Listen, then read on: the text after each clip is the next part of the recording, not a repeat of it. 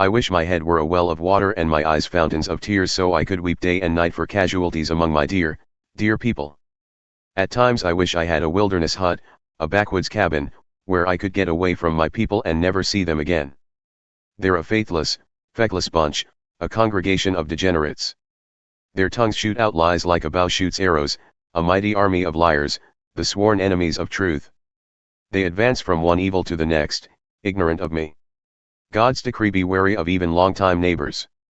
Don't even trust your grandmother. Brother schemes against brother, like old cheating Jacob. Friend against friend spreads malicious gossip. Neighbors gyp neighbors, never telling the truth. They've trained their tongues to tell lies, and now they can't tell the truth. They pile wrong upon wrong, stack lie upon lie, and refuse to know me. God's decree. Therefore, God-of-the-Angel-Armies says, watch this. I'll melt them down and see what they're made of. What else can I do with a people this wicked? Their tongues are poison arrows. Deadly lies stream from their mouths. Neighbor greets neighbor with a smile, good morning. How are things? While scheming to do away with him. Do you think I'm going to stand around and do nothing? God's decree. Don't you think I'll take serious measures against a people like this? I'm lamenting the loss of the mountain pastures. I'm chanting dirges for the old grazing grounds. They've become deserted wastelands too dangerous for travelers. No sounds of sheep bleating or cattle mooing. Birds and wild animals, all gone. Nothing stirring, no sounds of life. I'm going to make Jerusalem a pile of rubble, fit for nothing but stray cats and dogs. I'm going to reduce Judah's towns to piles of ruins where no one lives. I asked, is there anyone around bright enough to tell us what's going on here? Anyone who has the inside story from God and can let us in on it? Why is the country wasted?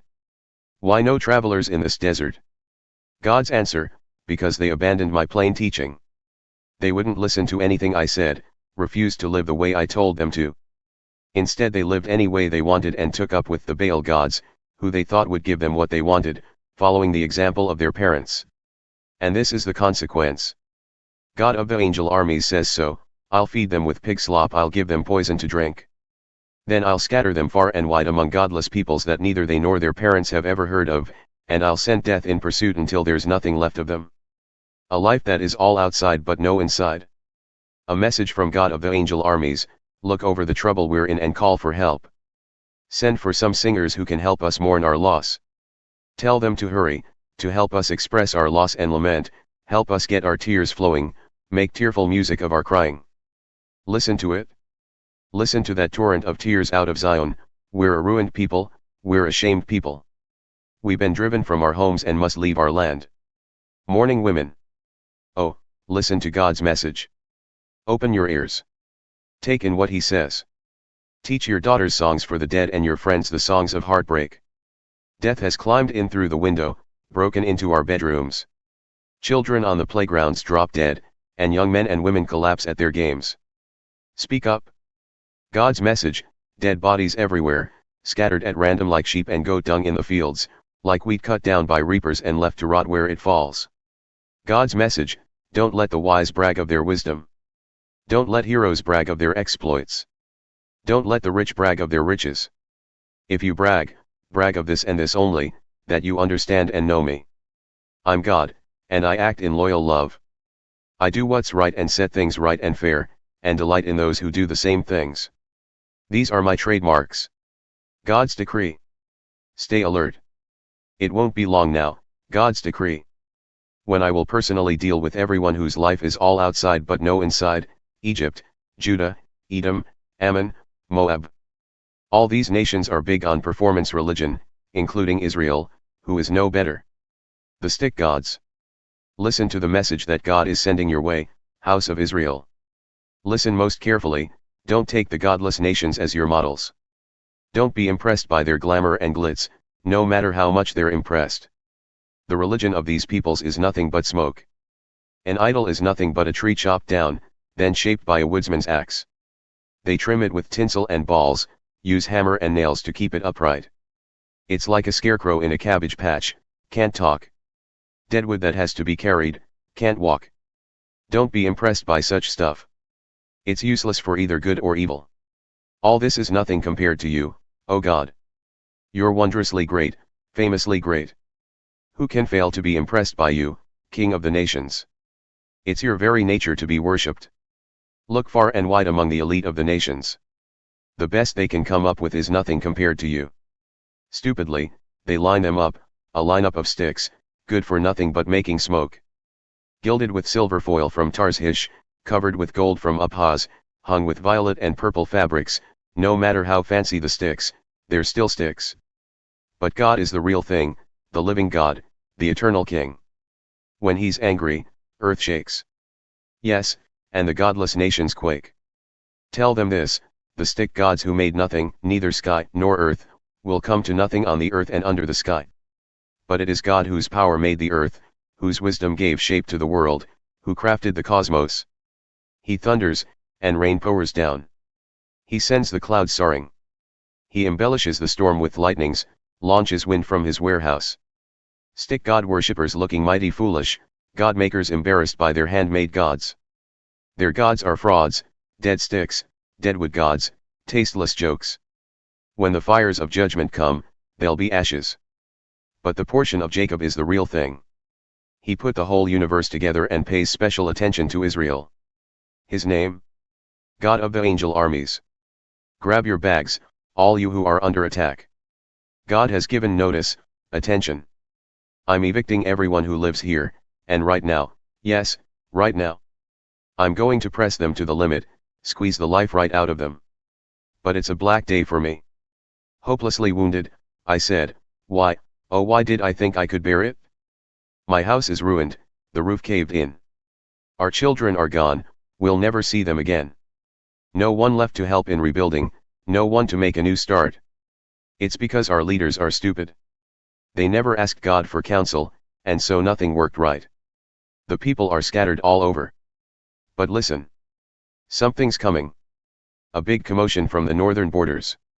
Judah's town's about to be smashed, left to all the stray dogs and cats.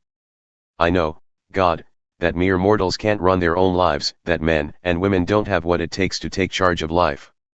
So correct us, God, as you see best. Don't lose your temper. That would be the end of us. Vent your anger on the godless nations, who refuse to acknowledge you, and on the people who won't pray to you, the very ones who've made a meal out of Jacob, yes, made a meal and devoured him whole, people and pastures alike. The terms of this covenant. The message that came to Jeremiah from God, preached to the people of Judah and citizens of Jerusalem. Tell them this is God's message, the message of Israel's God to you. Anyone who does not keep the terms of this covenant is cursed. The terms are clear. I made them plain to your ancestors when I delivered them from Egypt, out of the iron furnace of suffering. Obey what I tell you. Do exactly what I command you. Your obedience will close the deal. You'll be mine and I'll be yours.